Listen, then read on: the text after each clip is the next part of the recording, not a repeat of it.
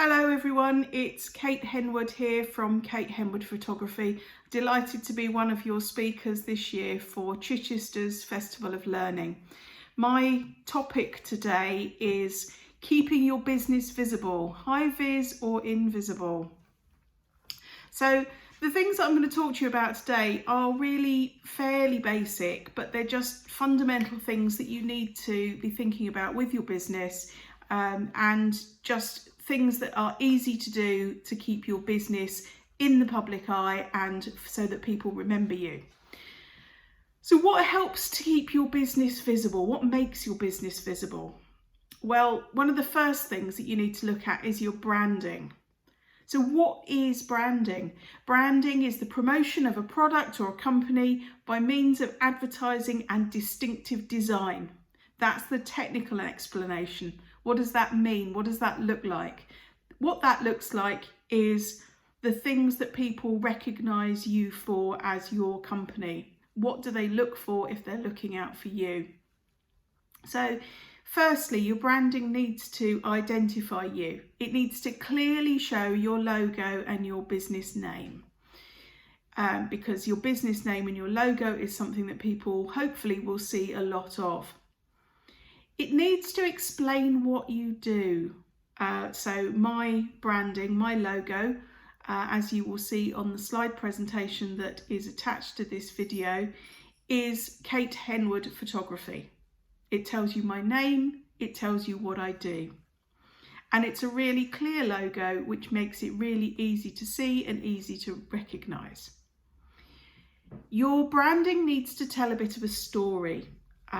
So if you have a photography business like mine, you'll find that the branding will be quite soft, it'll be quite fun, because that's the style of photography that I like.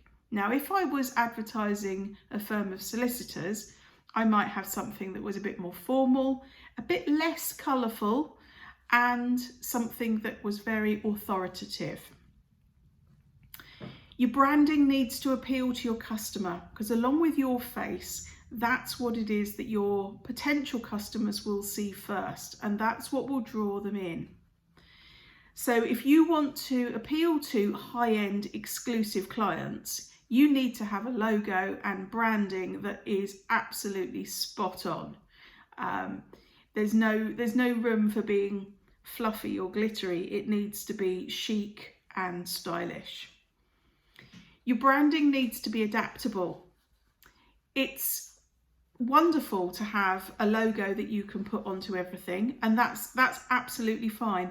But you don't want to have the same images everywhere that your business is seen necessarily, because when people see the same thing over and over again, especially if they see it a lot, they start to switch off.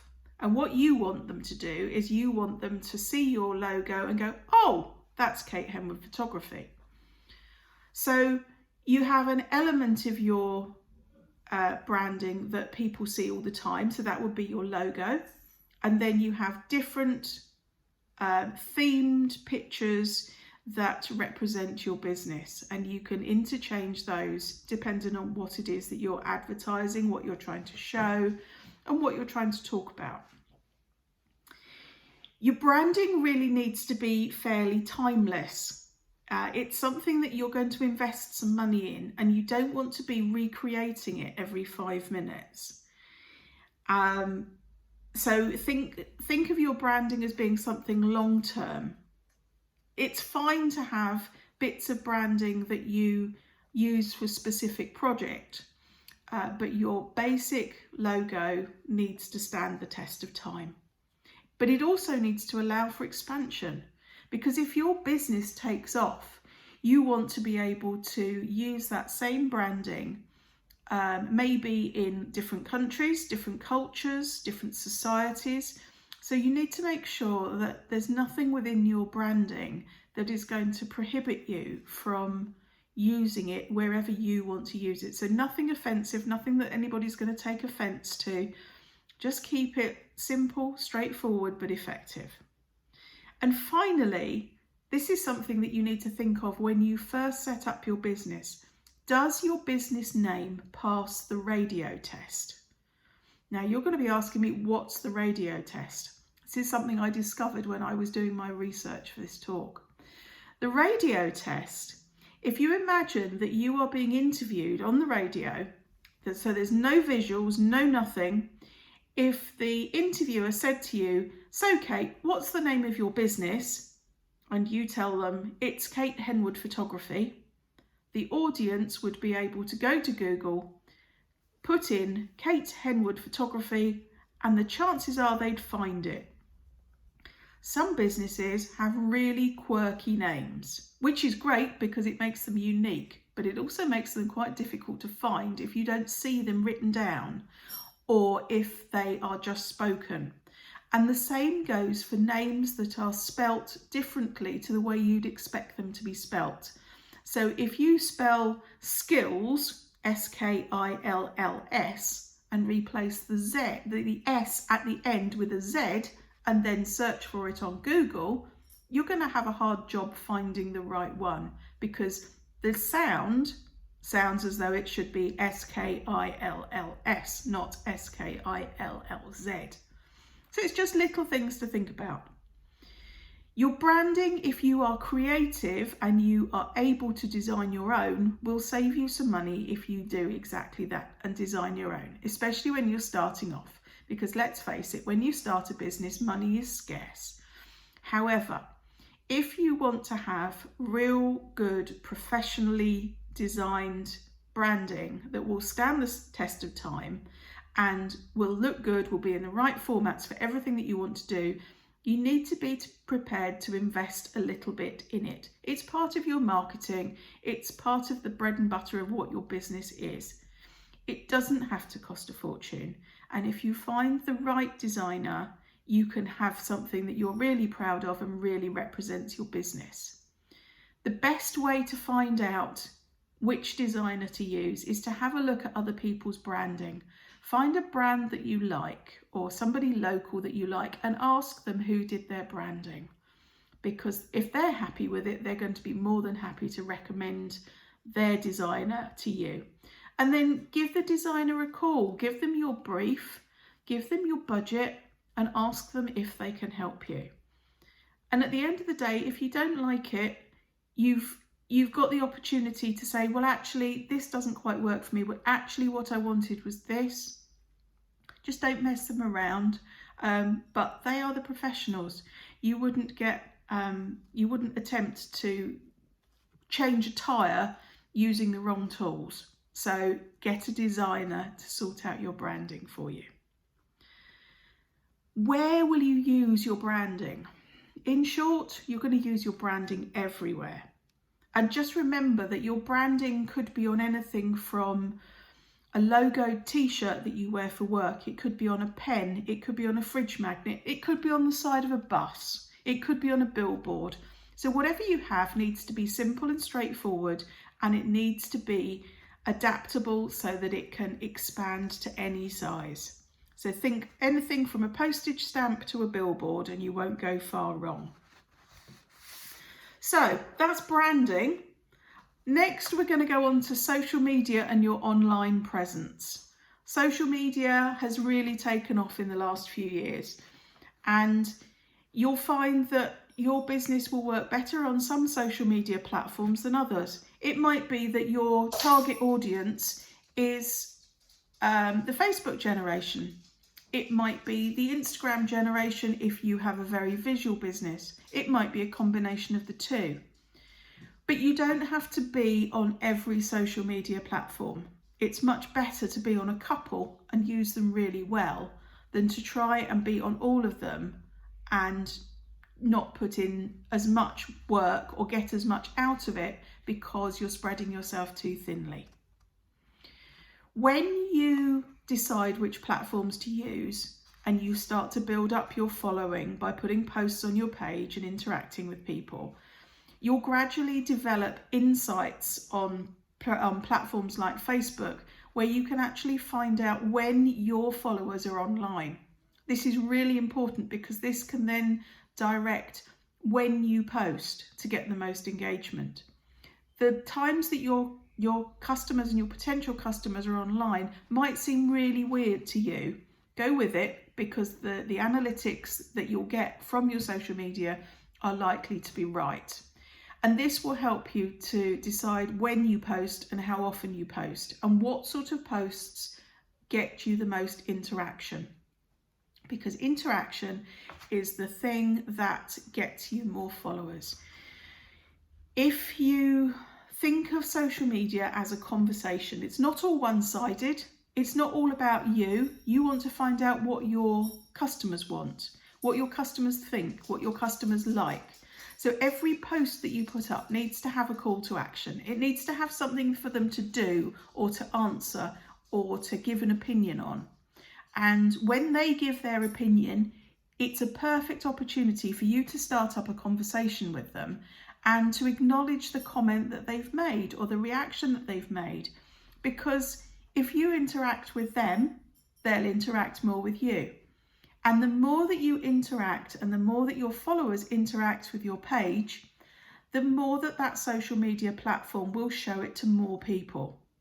So it's all about interacting and forming a conversation with the people that are following you on your page.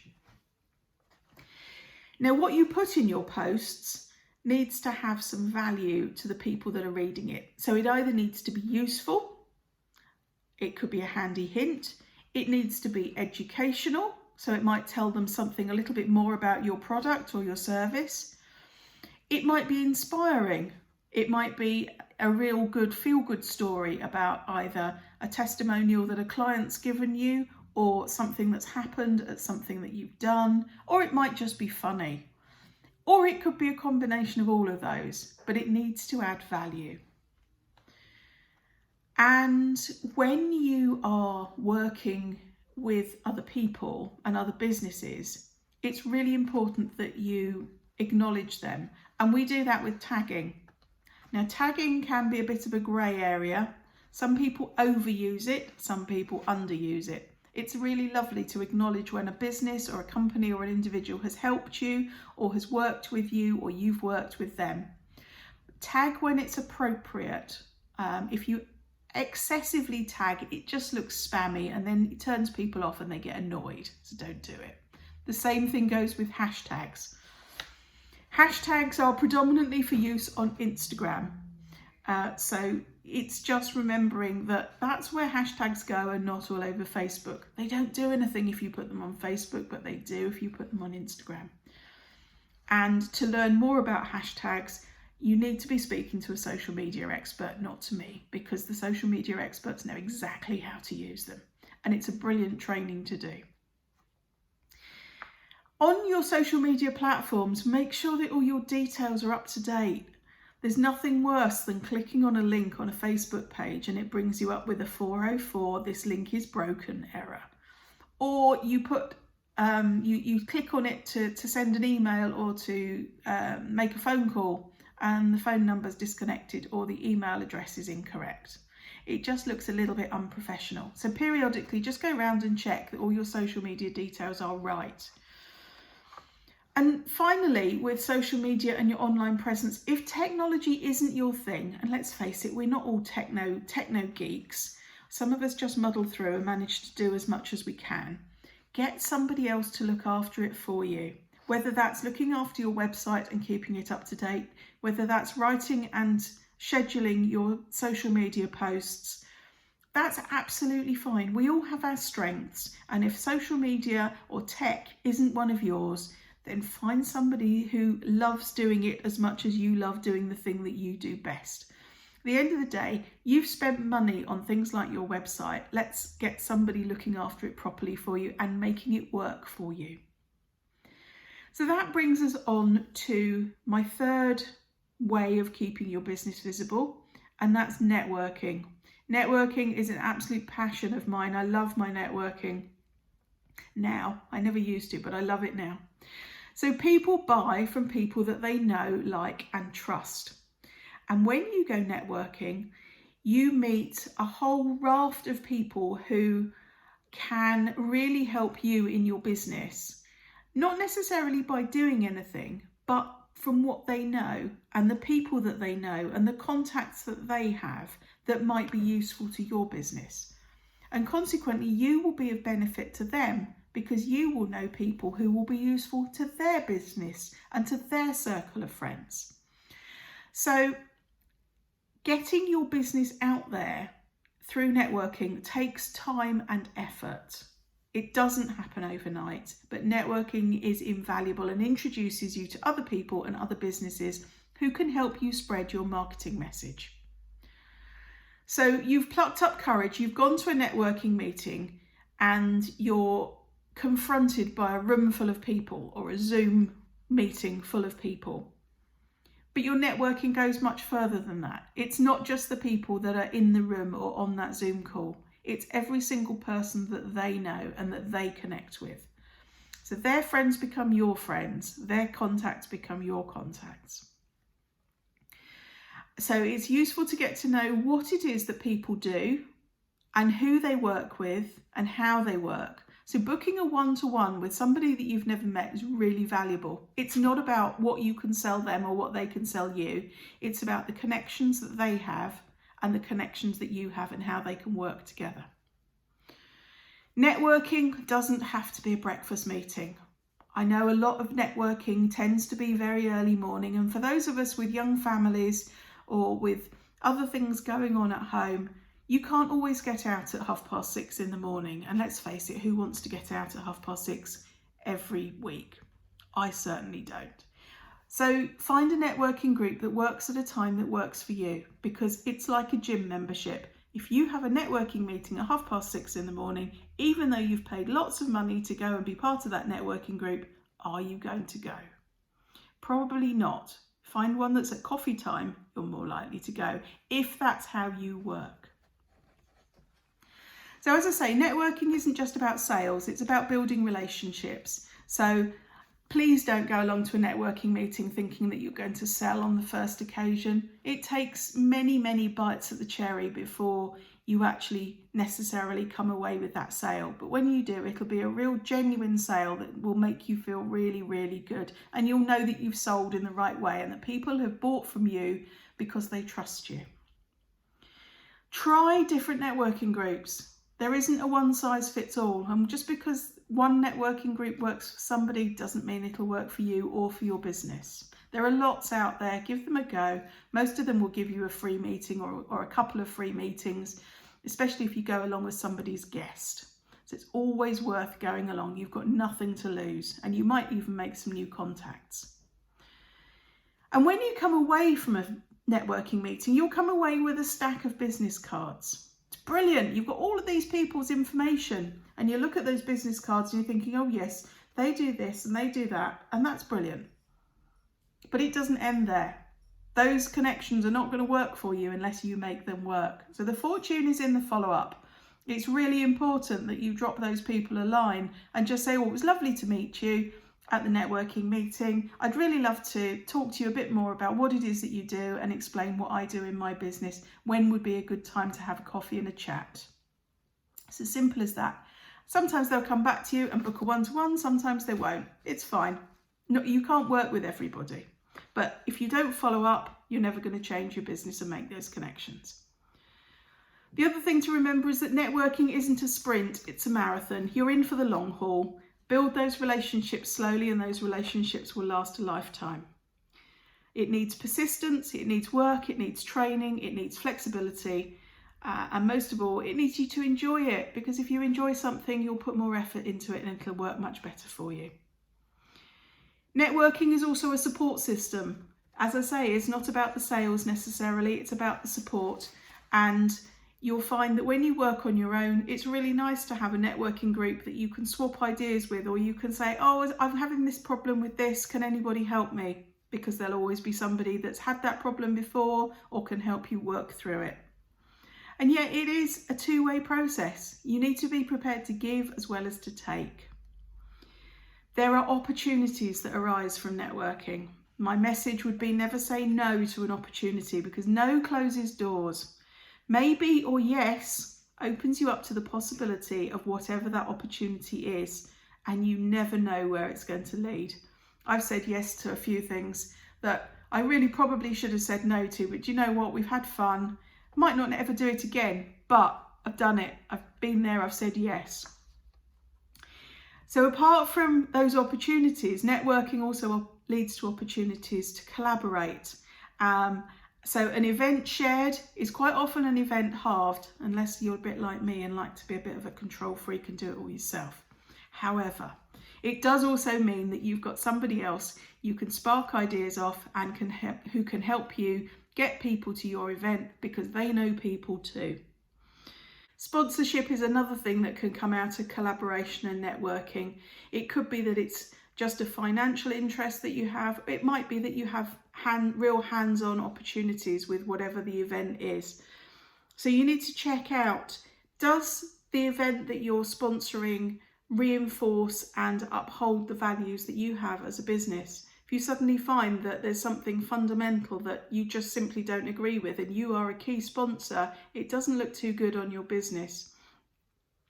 What's in it for you? Do you know what you're going to get out of it at the end, or what you'd like to get out of it? And what's your involvement? Is it purely financial, or are you expected to be hands-on? If you're expected to be hands-on, how much time are you going to have to invest in that project? As much as anything, sponsorship does give you exposure. Let's just make sure that it's the right exposure and that it's actually going to do something for your business at the end of the day. And your fourth valuable asset in your business to keep you visible has got to be you. You have to remember you are your business, whether you are at a networking meeting, whether you are doing what you are doing, or whether you're standing in the queue at the fish and chip shop. You are always your business, and everyone that you meet is a potential customer, whether you know them or not. People are very quick to form an opinion of you within seconds of meeting you, so let's make that first impression count. Oh, and my final tip, always carry a business card. You never know when you're going to meet your next potential customer. I'd like to take the opportunity to say thank you for listening. I hope this has been useful for you. And in the comments below, you'll find a link to the slide presentation that should have gone with this talk if the tech had behaved itself this morning. So feel free to download that, have a look through it. If you've got any questions or queries, please do get in contact with me. All of my details are obviously on my page, which is where you'll find this link. Otherwise, contact me via Facebook and at Kate Henwood Photography, or send me an email, kate.henwood@icloud.com. Send me a messenger, carrier pigeon, however you want to get in touch. I'd like to take the opportunity to thank Chichester College for hosting this week, and a huge thank you to Dawn Gracie for organising all of these free speakers and these free talks for you and for us. It's a marvellous opportunity for us to be able to promote our businesses and to talk to all of you wonderful people. So signing off for now. If you've got anything that you want to chat about or anything that I can help you with, or any questions, please put them in the comments below and I will do my very best to come back to you and answer those questions. Bye for now.